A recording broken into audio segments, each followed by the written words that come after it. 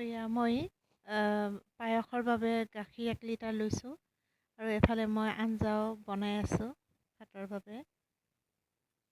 আৰু গাখীৰখিনি অকণমান কম জুইত উতলিবলৈ দি তাত মই জহা চাউল অলপ দি দিছোঁ আৰু এয়া কাজু, কিচমিচ, ইলাচি আৰু তেজপাত দুটাও ৰেডি কৰি লৈছোঁ আৰু গাখীৰখিনি অলপ উতলি অহাত তাতে গোটেইখিনি দি দিছোঁ মই। কাজু, কিচমিচ, তেজপাত দুটাও দি দিছোঁ, ইলাচিখিনিও দি দিছোঁ আৰু ভালকৈ লৰাই অলপ শুহি যোৱালৈ গাখীৰখিনি অলপ চাব লাগিব।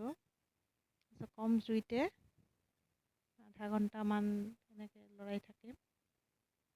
আৰু গাখীৰখিনি অলপ কমি যোৱাত তাত মই এতিয়া ইলাচি সেইখিনিও দি দিছোঁ।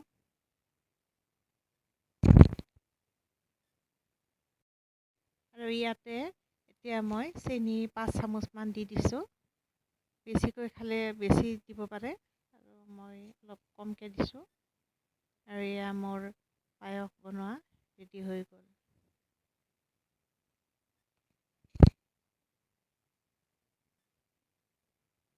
আজিৰ ভিডিঅ'টো এইখিনিতে শেষ কৰিলোঁ।